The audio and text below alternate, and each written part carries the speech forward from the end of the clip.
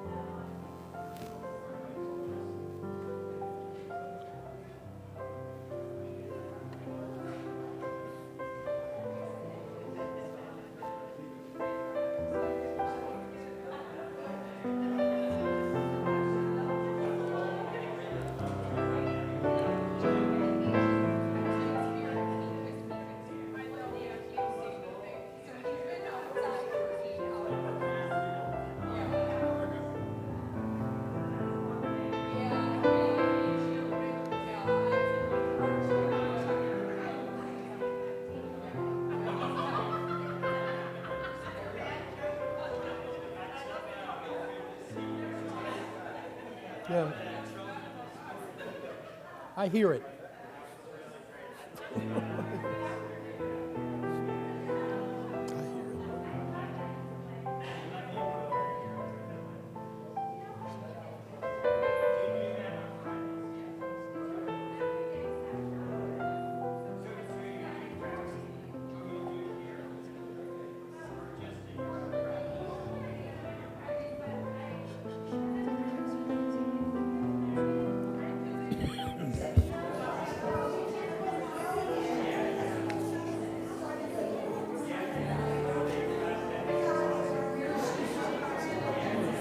I got it.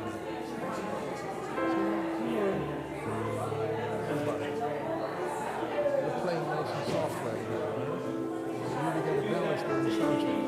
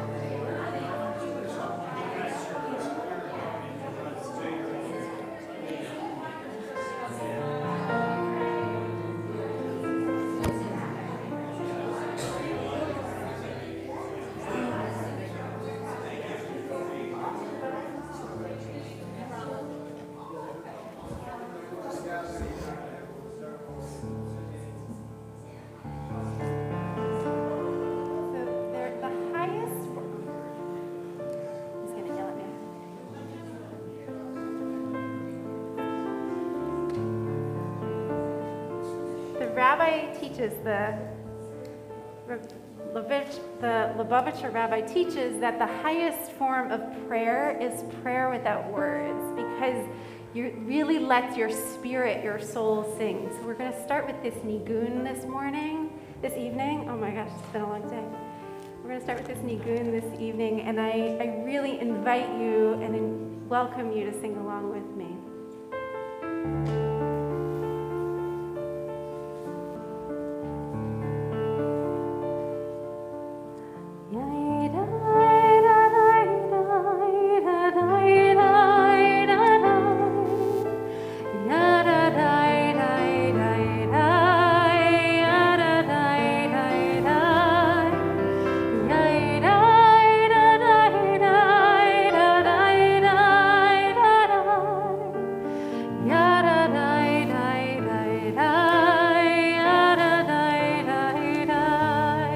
Try that with me.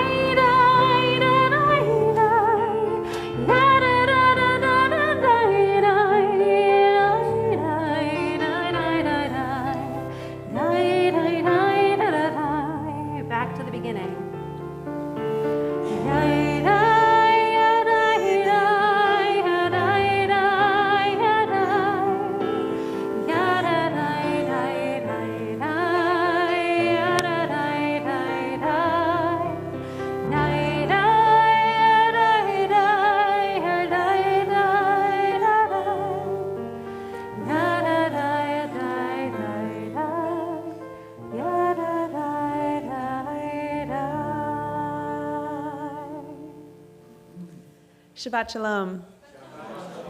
I'm Rabbi Joanne Loybin, and I'm joined tonight by Rabbi Louisa Sinekor, who is also, of course, blessing us with her beautiful voice as she comes down from HUC in New York City to join us for Shabbatot once a month. We're so happy to welcome you back to the beach. And welcome to Kabbalat Shabbat at Temple Beth Shalom. As probably many of you have heard but before coming, there have been some people that have declared tomorrow, actually, on Shabbat, of course, the National Day of Hate. And it's not lost on me that we just entered into the month of Adar, that we just entered into this month where we celebrate Purim, my favorite holiday. My Hebrew name is Queen Esther, after all. It's not lost on me that we celebrate this day, this holiday, which has a pretty similar story, where there were people that declared a day of hate against the Jews. And while the Jews could have, Esther specifically, hidden at that point, the whole point is that she had to reveal herself. She had to say, I'm Jewish and I'm proud. And that is where all the miracles started happening. That is where the Jewish community was essentially saved at that moment. And instead of the National Day of Hate in their times in Shushan, it was a day of joy. And that's why when we enter into Adar, we do so with happiness and joy. And the reason that I come to the community and the reason that I love celebrating Shabbat, it's not because I'm afraid of anti-Semitism, but it's rather because I love being here. There's so much good. The reason that the Jews have lasted this long until the year 2023, since that story, and far before that, that we'll read in the Megillah in just a few really short weeks, maybe a week and a half, it's because we come together for goodness. And Barry Weiss, I think, says it the best that I've seen so far in How to Fight Anti-Semitism. She says, there's not been a single moment in Jewish history in which there weren't anti-Semites determined to eradicate Judaism and the Jews. But the Jews did not sustain their magnificent civilization because they were anti-Semitic. They sustained it because they knew who they were and they knew why they were. They were lit up not by the fires from without, but by the fires from within their souls. And that's what we do tonight on this Shabbat.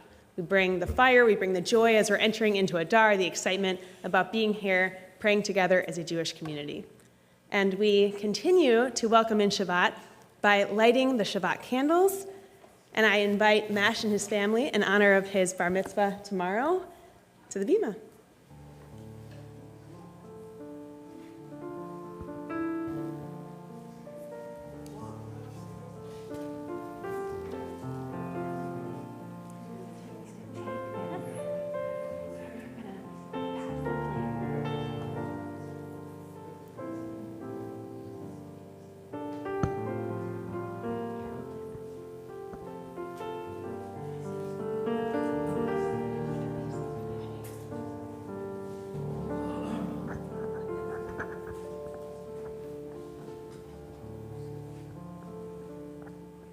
Baruch atah Adonai, Eloheinu melech haolam,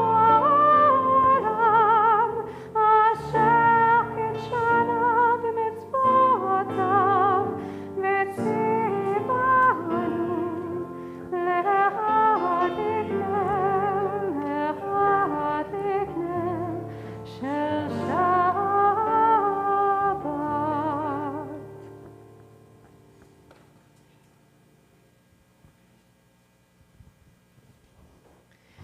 As these Shabbat candles give light to all who behold them, so may we, by our lives, give light to all who behold us. As their brightness reminds us of the generations of Israel who have been kindled light, so may we, in our own day, be among those who kindle light.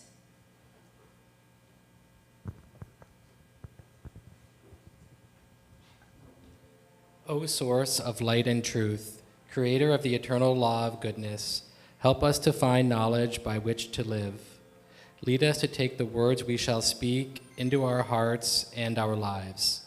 Bless all who enter the sanctuary in need, all who bring the offerings of their hearts. May our worship lead us to acts of kindness, peace, and love. Amen. Amen. We turn to page 5 for Kiddush.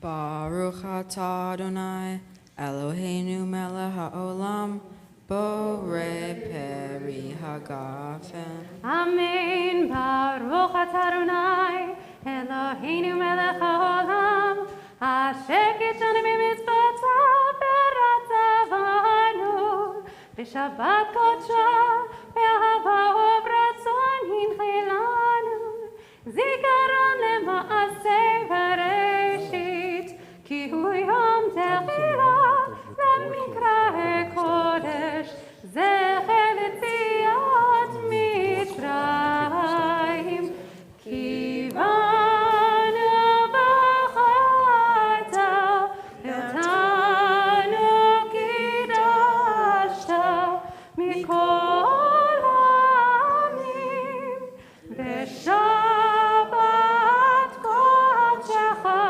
le'ava u'vratzon, inchaltanu, Baruch atah Adonai, mekadesh ha'shabbat. You take a sip.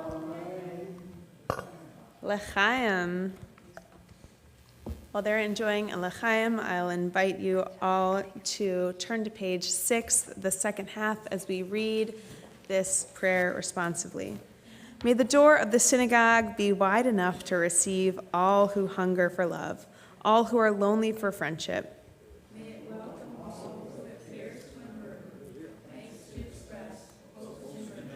May the door of the synagogue be narrow enough to shut out pettiness and pride, envy and enmity. May it be too high to admit complacency, selfishness, and harshness. May the synagogue be, for all who enter, the doorway to a richer, more meaningful life. Amen. Page 13.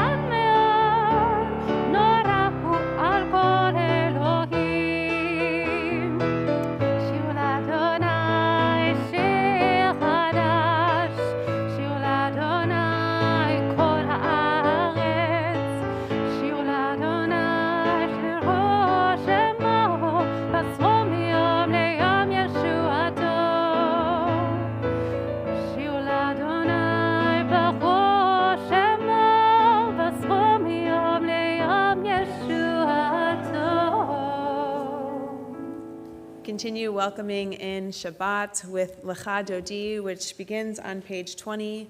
And we will pray together verses 1, 2, 5, and 9. And on the 9th verse, we will all rise and face the doors as we welcome in the Shabbat.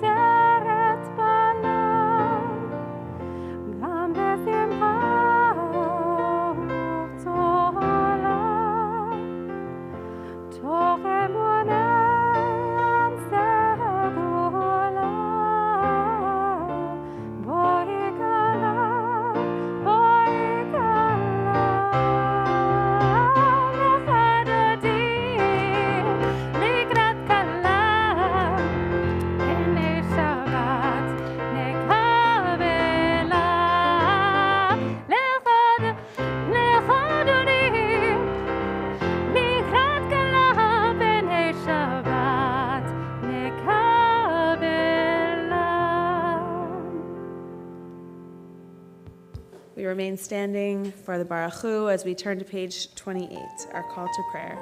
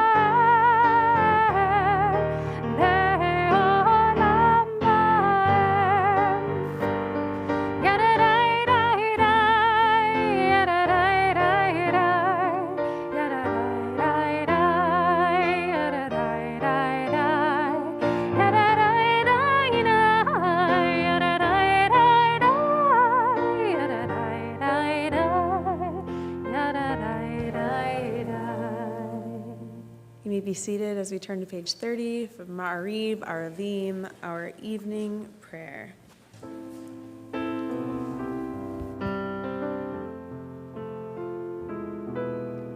Baruch atah Adonai Eloheinu melech haolam asher bidbaro ma'ariv aravim bechokma potach sharim Baruch atah Adonai Eloheinu melech haolam asher bidbaro ma'ariv aravim bechokma potach sharim God of creation, who makes the evening fall from light into darkness with the setting of the sun. You unfold the heavens with brilliant moon and stars and wrap our souls with peace. Baruch atah Adonai Eloheinu melech haolam asher bidbaro ma'ariv aravim bechokma potach sharim Baruch atah Adonai Amariv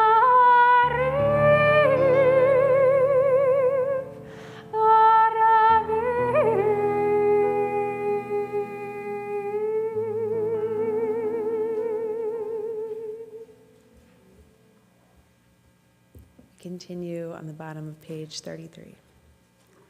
Wisdom and wonder, passion and instruction, story and symbol.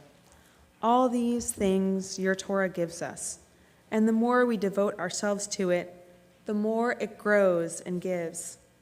What could be a truer token of your abiding love than this holiest of your works and the living language that gives it form?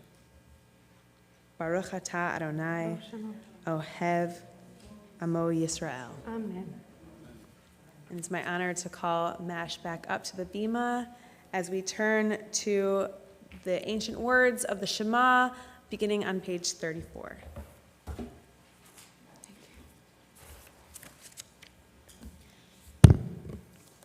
Shema Yisrael Adonai Eloheinu Adonai Echad Baruch Shem Kevod Malchuto Le'olam Va'ed Ve'ahavta et Adonai Elohecha bechol levavecha uvchol nafshecha uvchol meodecha vehayu hadevarim ha'ele asher anochi metzavecha hayom al levavecha veshinantam levaneha v'dibartam bam b'shivteha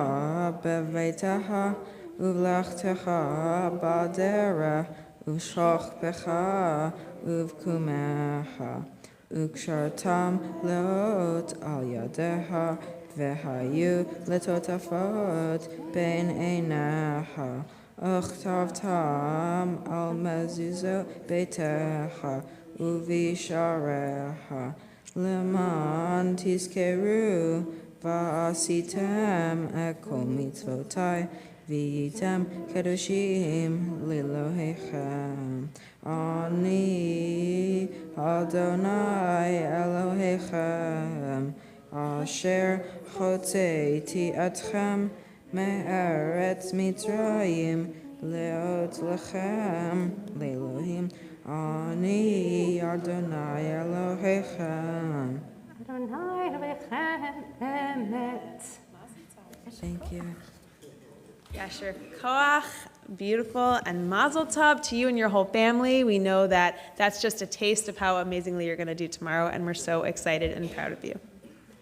We come now to our Micha Mocha prayer on page 40, which is a prayer about joy, right? This moment of liberation and of freedom. And yet, we know that slavery has not escaped the people, that they are on this journey to recovery. And so it's this both and. We hold the joy of tzedek and of justice this weekend, and also we hold the hardship and the pain that comes with that. And so this version, which I think is a new melody for us tonight, I think embodies some of that.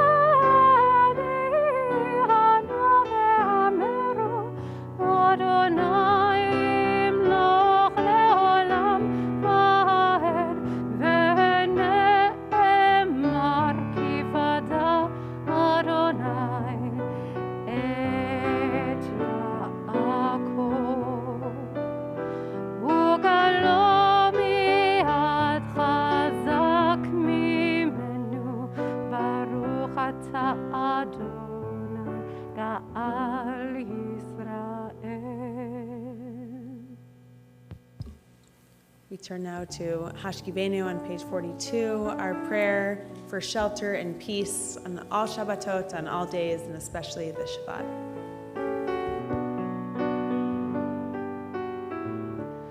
Hashkivenu Adonai Eloheinu leshalom ve'hamidenu shomreinu lechaim. Hashkivenu Adonai Eloheinu leshalom ve'hamidenu shomreinu lechaim.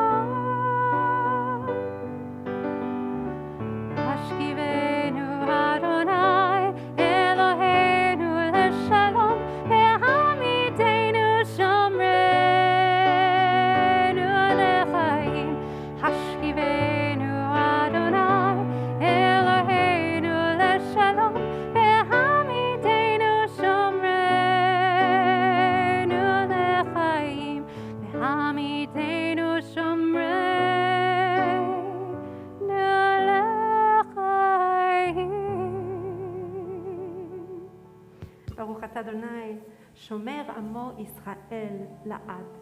Amen. Please rise and turn to page 46, which begins our Amidah, our central prayers.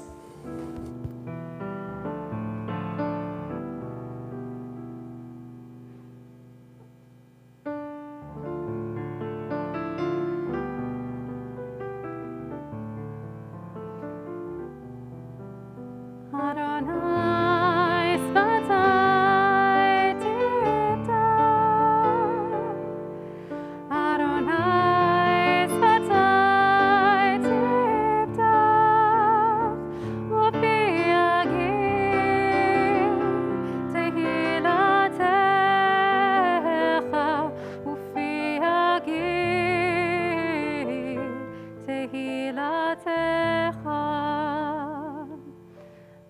Baruch atah Adonai Eloheinu Elohei Avotenu v'imotenu Elohei Avraham Elohei Yitzchak Elohei Yaakov Elohei Sarah Elohei Rivka Elohei Rachel Elohei Leah Ha'el HaGadol HaGibor ve'Hanora El Elyon Gomel Chasadim Tovim Ve'koneh HaKol Ve'zocher Chasdei Avot V'imahot U'mevii Geula Livnei Bneihem Leman Shemo Be'ahava Melech Ozer U'Moshia U'Magen Baruch atah Adonai Magen Avraham V'ezrat Sarah Atah Gibor Le'olam Adonai Mechayei HaKol Atara V'Hoshia Mashiv HaRuach U'Morid HaGashem Mechakel Chaim B'Chesed Mechayei HaKol B'Rachamim Rabim Somech Noflim Merofeh Cholim ומתיר אסורים ומקיים אמונתו לשני עפר מי כמוך בעל גבורות ומידו מלך ממית ומחיה ומצמיח ישועה ונאמן אתה לך חיות הכל Baruch atah Adonai mechayei hakol. Atah kadosh v'shimcha kadosh, kadoshim b'chol yom yahalu chasela. Baruch atah Adonai ha'el hakadosh. We continue with silent prayer. You may do so with the words of your hearts or the words on the pages, and you may be seated when you are finished.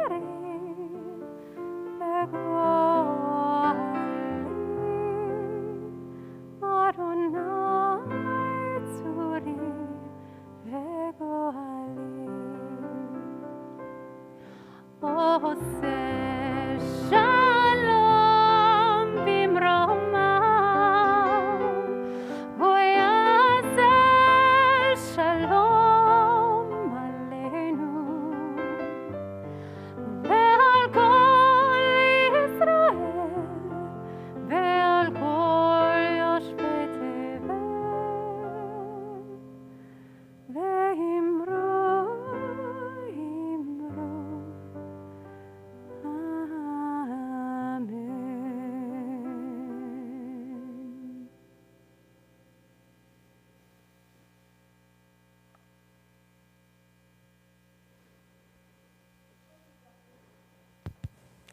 As the social justice theme for the year is surrounding environment, climate change, and sustainability, we are proud to have our member Michael Grunwald as joining us here this evening. Michael is a best-selling author and award-winning journalist who is currently working on a book for Simon & Schuster about how to feed the world without frying the world.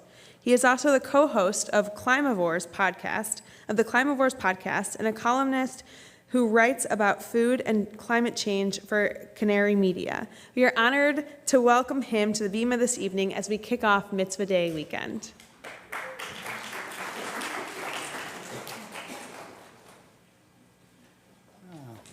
Thanks. Shabbat shalom. Shalom, and congratulations. Mazel tov. That's great. So Rabbi Pomerantz asked me to come. I think she saw a piece I'd written about, I think they put some headline on it like, maybe put down that burger, something very embarrassing. But she said, you should come and talk about food and climate. And I didn't really know what I was going to say. And then last Sunday, I was just having a quick breakfast with my friend Rob at the glamorous Holiday Inn Express in Bonita Springs. Our daughters play on one of those Baton Death March club soccer teams where you have to schlep around the state to tournaments every other weekend. So we were scarfing down a couple of those sad saran-wrapped hotel bagels before they played, some team from Orlando or Jacksonville. It all runs together.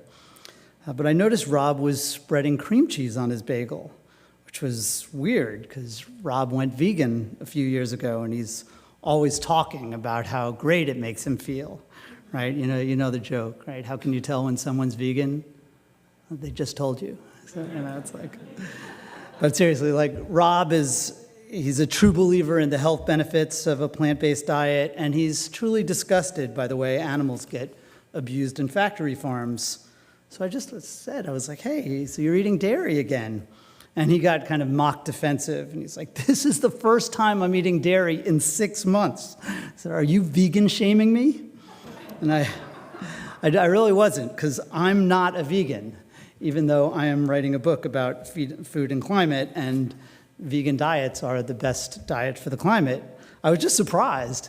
I was like, wait, and you broke a 6-month streak for that pathetic little schmear?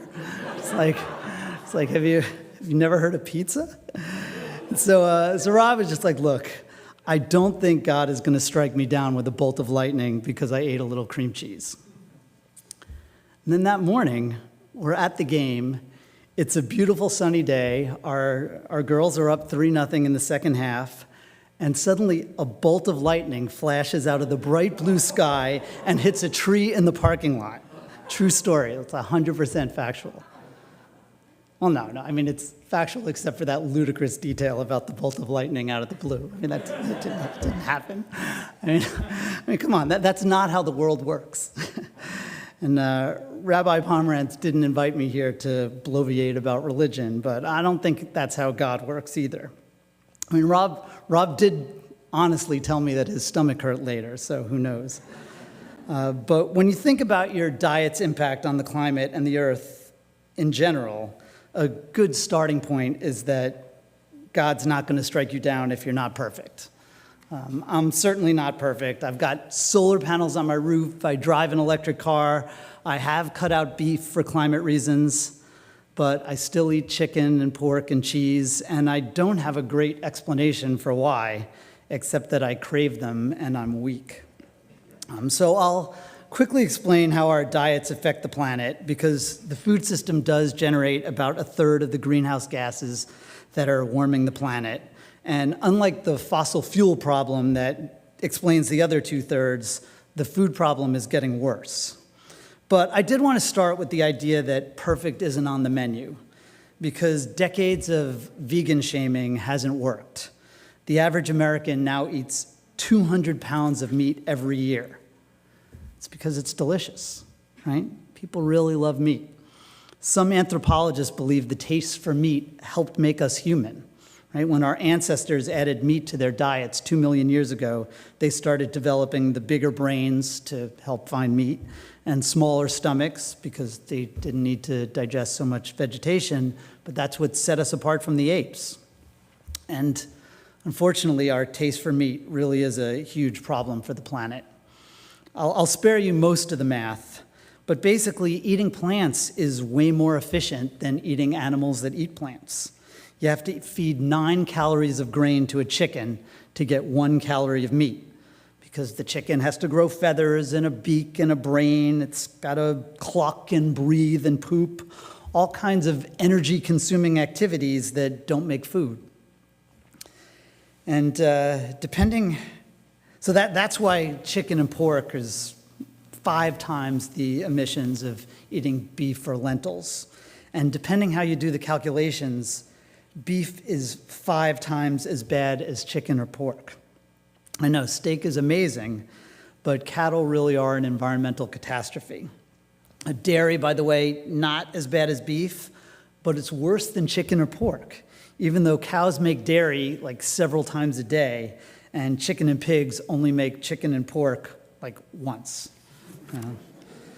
So what's the actual problem, right? Why is this stuff so bad? And you've probably heard that cows burp and fart methane, right? It's true. It's a greenhouse gas, even nastier than carbon dioxide. And manure also emits methane, and an even nastier greenhouse gas called nitrous oxide. But the crux of the problem is that livestock in general, and cattle in particular, take up too much land. Like that's the 2-second version of my 400-page book. About 40% of the land on Earth and 80% of the agricultural land is used to feed animals that provide less than 20% of our calories. It's a pretty simple and pretty boring problem. When we eat meat, we're eating the earth. Here's another way to think about it. If you take all our cities and suburbs, all our highways and driveways, our entire built environment, that's 1% of our habitable land. The rest is evenly split between agricultural land and natural land. And every day, we're converting more natural land, mostly forests, into agricultural land, mostly pastures. We're turning the only planet in the galaxy that has breathable air and decent Wi-Fi into an animal farm. And it's not just a climate disaster, right? The expansion of agriculture, and especially animal agriculture, it's by far the leading driver of deforestation and habitat loss. It's the main reason we're in the midst of the worst mass extinction since the asteroid that wiped out the dinosaurs 65 million years ago. Except this time, the asteroid is us. And it is a climate disaster too, because deforestation relocates carbon from the forests, from the trees, to the atmosphere. It does that today. And then it prevents those forests and trees from absorbing the carbon we emit tomorrow. So the UN has said that to meet our Paris emission goals and limit warming to 1.5 degrees Celsius, the world not only needs to end all deforestation by 2030, but it needs to launch a massive reforestation effort by 2050. I'm sorry to be Debbie Downer. It's kind of an occupational hazard. But if the current trends continue, we're on track to deforest another 2 Indias worth of land by 2050. And that would mean bye-bye Amazon, bye-bye any chance of limiting warming, even to 2 degrees Celsius. So the most important of those current trends is that global meat consumption is on track to increase another 50 to 70% by 2050. It's because of the growth of the meat-eating middle class in China and other Asian countries. And that would mean more emissions, more biodiversity crises. I haven't even mentioned the way the antibiotics that we pump into our livestock are creating superbugs that could kill 10 million people a year by 2050, or the way our proximity with livestock on factory farms can increase the risk of pandemics, or for that matter, the way 70 billion farm animals get treated. Meat is just a really big problem. Okay, so what should you do about it? I mean, obviously, it's up to you. You're under no obligation to do anything. And just as obviously, if you go vegan tomorrow, you're still not going to save the Amazon. In fact, in climate circles that I swim in, it's become kind of hip to downplay the importance of individual action. because it's not as important as corporate action or political action. So who cares if we recycle? Exxon and McDonald's, they just want us to focus on our carbon footprints so that we don't force them to reduce theirs, right? You're not going to change the world if you give up your gas guzzler. We just need to elect climate-friendly politicians who will crack down on everyone's gas guzzlers, et cetera, et cetera. And I get it. It's, there's a certain truth to it. But emissions are us. Exxon didn't force you to drive your SUV to the mall, and McDonald's didn't shove that Big Mac down your throat. Climate change is going to cause a lot of pain for a lot of people. Droughts, floods, heat waves, forced migrations. And it's nice to try to do your part to reduce that pain. Billions of vulnerable people in Southeast Asian floodplains and Central African drought zones, they'd appreciate it.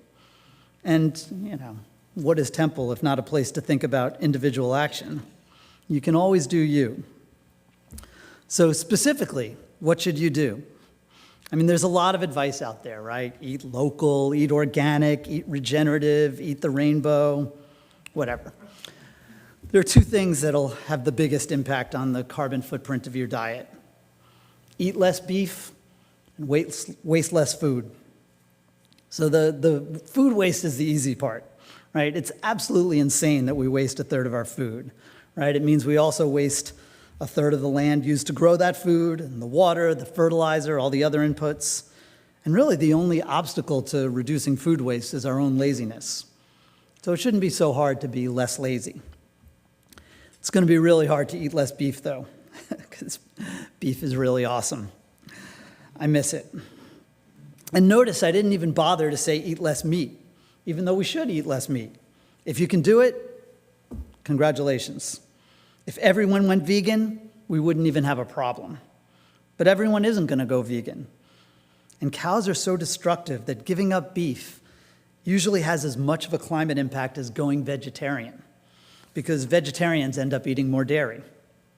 And sorry, I know half of you are already thinking about this question, but yes, all beef is bad. From a climate perspective, that organic grass-fed beef that you get at the fancy supermarket, it's usually even worse than industrial corn-fed beef. Sorry.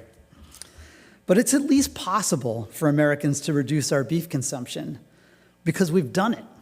We've already reduced it by a third over the last half century.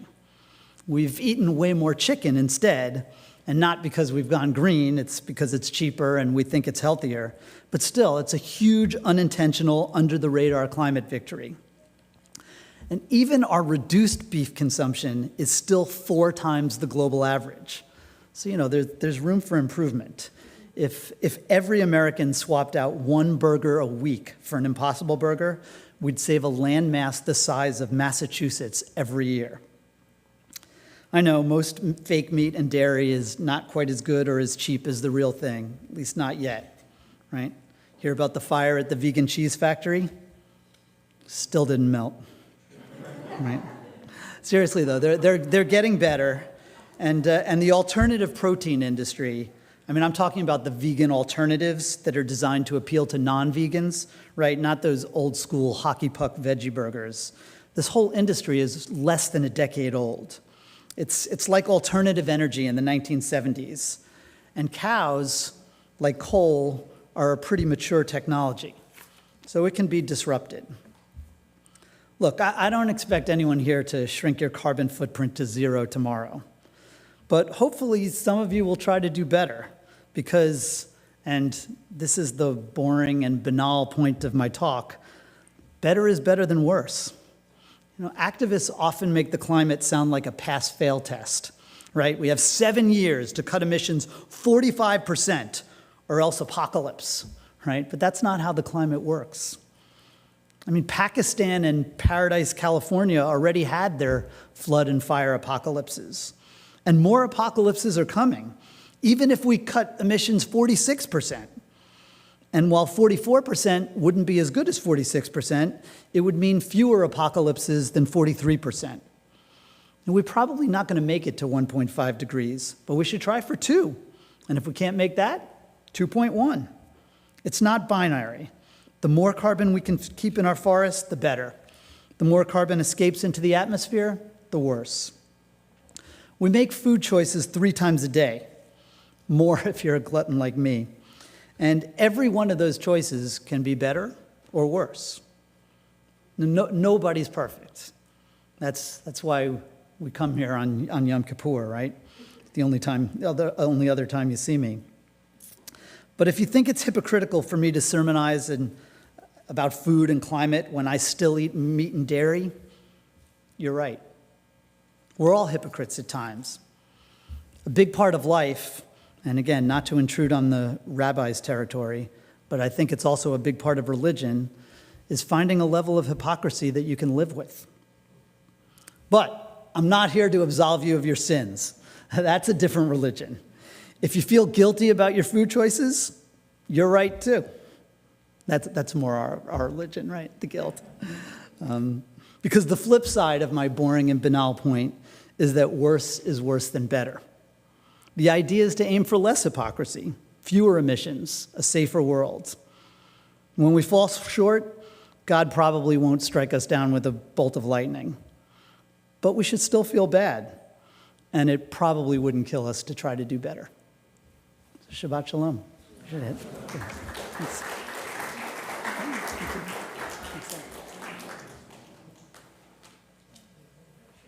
Thank amazing. you. That was wonderful.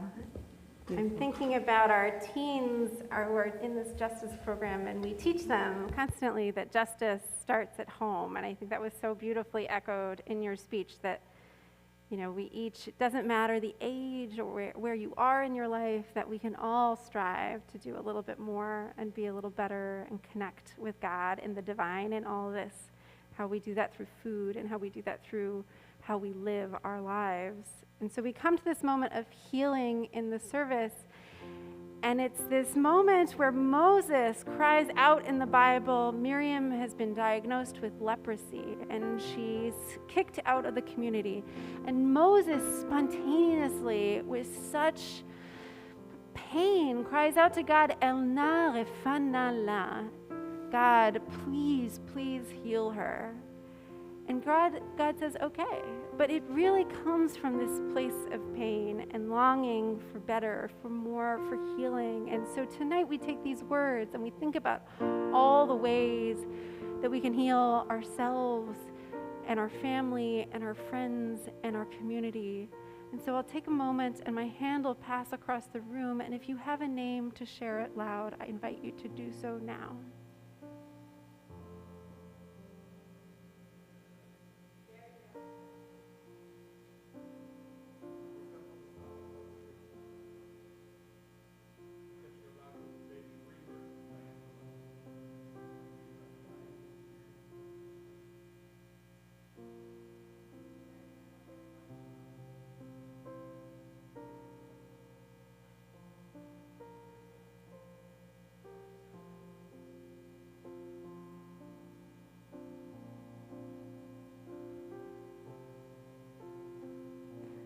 Sarah Esther Barada, Bifrida Grayjin, Babchi, Jack Berkovic, and Rabbi Pomerantz.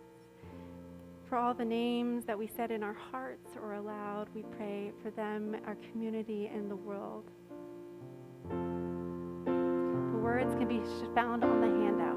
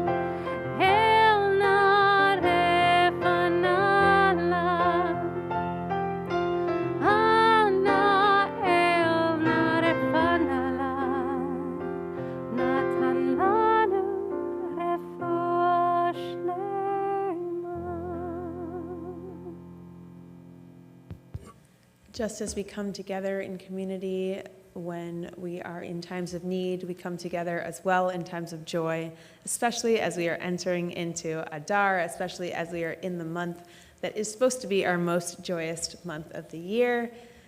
And we want to celebrate together. So when I say, I'm going to say a series of things, and if one of them pertains to you, I'll ask you to rise and remain standing. So first of all, if you are celebrating a bar mitzvah this weekend, or if you are the family or friend of celebrating a bar mitzvah, I invite you to rise and remain standing. If you are celebrating a birthday in the month of February, I invite you to rise and remain standing, or have celebrated. If you're celebrating an anniversary in the month of February, any special occasion other than that in the month of February? If you are participating in Mitzvah Day this weekend, I invite you to rise.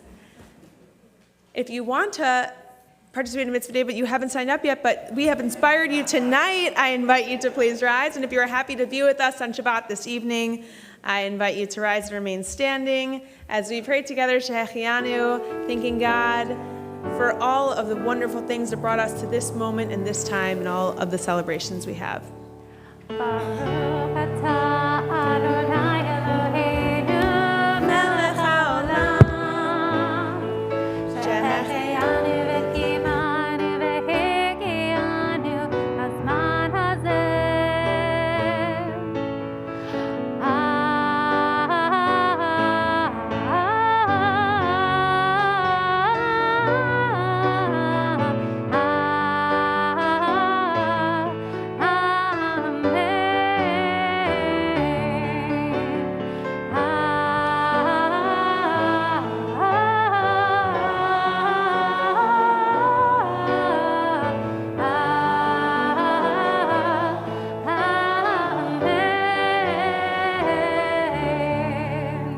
We turn now to page 283 for Aleinu. עלינו לשבח לאדון הכל, לתת גדולה ליוצר בראשית, שלא עשנו כהרצות, ועשנו כמשפחות אדמה, שלא שם חלקנו בהם, וגורל עלינו ככל המונם, ואנחנו פועלים ומשתחווים ומודים לפני מלך מלכי המלכים, הקדוש ברוך הוא. ונאמר בחיי אדוני למלך על כל הארץ, ביום ההוא ביום ההוא יהיה אדוני אחד, ושמו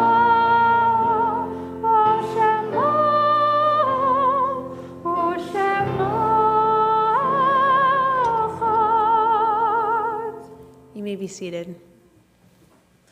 We turn our hearts and our prayers now to those we have loved and lost as we think about those who are no longer with us. We remember all of those in our community who have died at this time in years past.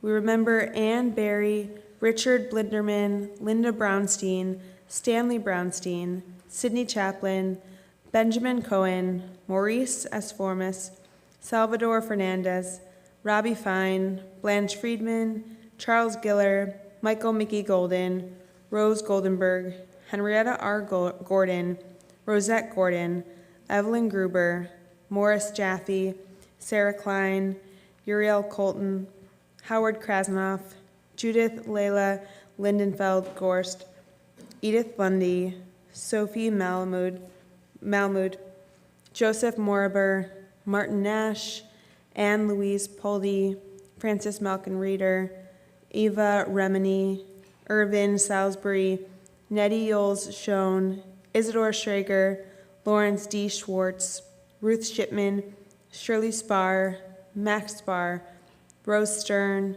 Brenda Roth Sternbaum, Lorraine Sugarman, Maurice Wagner, Martin Wagner, Annetta Wentworth, Andre Weisner, Jacqueline Wolk, Beatrice Young, and Linda Zell Randall. We also remember those in our community who have died at this time in years past and whose families have lovingly inscribed their names in our alcove of remembrance. We remember Beatrice Berger, Ida Bernstein, Alex E. Cohen, Kaylee Raphael Cutler, Sonia Epstein, Francis Jarmel Friedland, Alan Friedland, Roslyn Hirsch, Alice Hudak, Irving Kipnis, Mark Levinson, Susan Lowell, Tilly Lundy, Ann Korash Medorsky, Henry Hink Oleski, Selma Packer, Lillian Perrell, David Jerome Russin, John Serbin, Eugene Sharpstein, and Marion Weisberg. And we as well remember those in our community who have died in the past 30 days and whose family are currently in Shloshim in the period of mourning that is 30 days after death. We remember Mira Tager-Lair, Barbara Tinkler-Picor, Humberto Dominguez, Fred Kurlander, Judy Felsenstein, Boyd Richard Heiken, and Julia Irene Morangos Medina. If you are thinking of someone in your life whose name was not mentioned, who has died at this time in years past, and you are remembering them, I invite you to say their name out loud. And remain standing.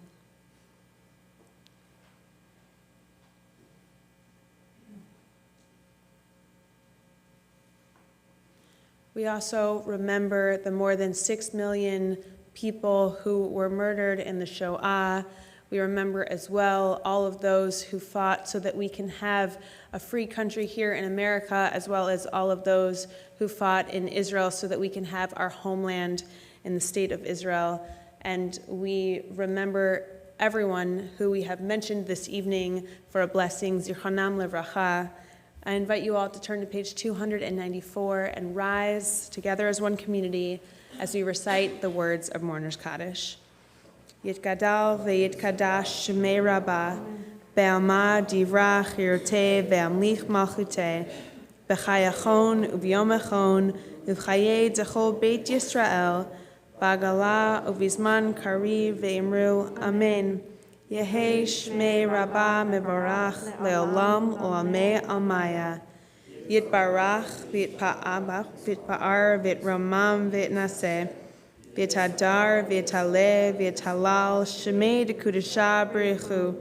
La'ela min kol birchata v'shirata tushbechata v'nechamata tamiran be'alma v'imru amen.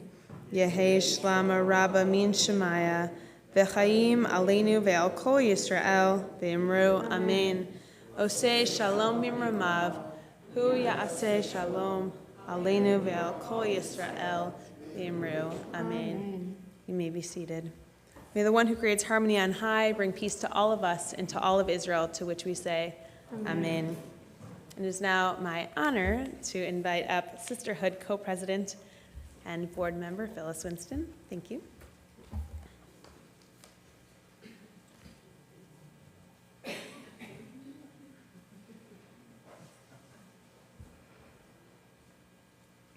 They left me alone. Shabbat shalom. Thank you. It was a lovely response. I appreciate that. First of all, I really want to thank our clergy and Alan for a beautiful service tonight, and very inspiring as always, but really lovely. I also want to say thank you to Michael for making me really feel guilty because I'm a meat and potatoes girl. I have been, but I'll have to work on that. But thank you. Information was really good and scary. Okay, moving on to the more positive.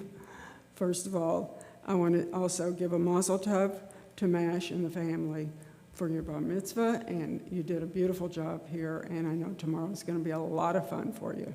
Just have a great time. You do beautifully. As Rabbi said, my name is Phyllis Winston. I am a member of the Board of Trustees and also co-president of Sisterhood, along with my lovely daughter, Kim Haber, who is joined us tonight. I was going to tell her to come up here with me, but I figured I should handle this myself. Anyway, let me just highlight a few things that are coming up. Tomorrow morning, excuse me, we have our Torah study starting at 9:30 via Zoom or in person, and we have many other programs tomorrow, which you can look up on our website, www.tbsmb.org. Please do look at that often because there's so many programs that we offer here at Temple that are just incredible. Sunday, as everyone knows, is Mitzvah Day, and I think it's our 28th annual Mitzvah Day. I could be wrong. So it is really a lot of fun, and as mentioned before, if you haven't signed up for a program, please do feel free to come in. And I will do another little push if you want to clean your closets a little bit and bring in some gently used clean clothing. On Sunday, we would be happy to have them because Sisterhood has a project New to You, and we are providing the clothing to Lotus House, veterans, and a few other organizations. So please feel free to drop them by in the morning on Sunday. Had to get my plug in. We're coming up next week. We have on the 28th a Taste of Podcast with Rabbi Pomerantz. I know it'll be interesting. Whatever she does is always terrific. And on Thursday, March 2nd, The Murdered, the Martyred, and the Misunderstood with Rabbi Glickstein. And it sounds very, intriguing. It is very interesting. We have been on that with him on Zoom for several weeks, and it's amazing the information we found out through that. I got a last-minute, hot-off-the-press request, so let me... Purim is coming up Monday, March 6th, Shoshan State of Mind, beginning at 4:30. There's more information. You can look online to find out about that. And in 2 weeks, we have the Blaustein Family Fund Scholarship, and we will have Mark Oppenheimer here, and there's a lot of information online about that as well. And again, let me say Shabbat Shalom, and thank you very much. Thank you so much. I have to say, I've been to a lot of synagogues, but Temple Bas Shalom's announcements are always so lively. We're going to close with this song, Mishenichnas Adar, and it's literally the piece of Talmud that says we should rise up in joy during the month of Adar, and this song really does that. So I hope you'll join in. It's on the sheets in front of you. Please rise.